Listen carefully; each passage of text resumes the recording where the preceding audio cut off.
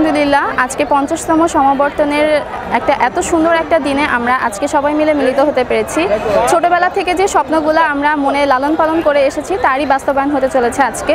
আর এই দিনে আমি সর্বপ্রথম আল্লাহকে শুকরিয়া জানাই এবং সেই সাথে শুকরিয়া জানাচ্ছি আমাকে আমার আব্বু আম্মুকে দেওয়ার জন্য, এবং তারা আজকে আমার পাশে আছে। আমার এই আনন্দের দিনে আজকে তারা আমার পাশে আছে, এজন্য আমি অশেষভাবে কৃতজ্ঞ।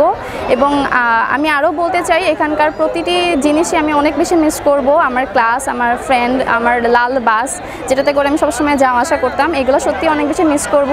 তবে এখন ইচ্ছা থাকা সত্ত্বেও আসলে আসতে পারি না, কজ আমি খুব তাড়াতাড়ি আল্লাহর রহমতে চাকরি পেয়ে গেছি। আমি এখন বর্তমানে গ্রামীণ ফোনে আছি।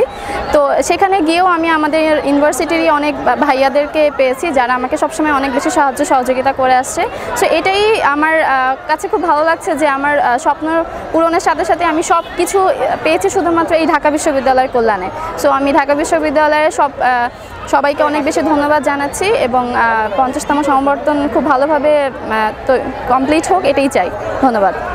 ঢাকা ইউনিভার্সিটি থেকে পাশ করার পর আমার মেয়ে জিপিতে একটা ভালো জায়গায় গেছে। আমরা সবাই আনন্দিত এবং খুব খুশি। আমার মেয়ে সহ সকল গ্র্যাজুয়েটদের থেকে আমি জানাচ্ছি আন্তরিক ধন্যবাদ এবং সেই সাথে আমার মেয়ের জন্য সবাই দোয়া করবেন।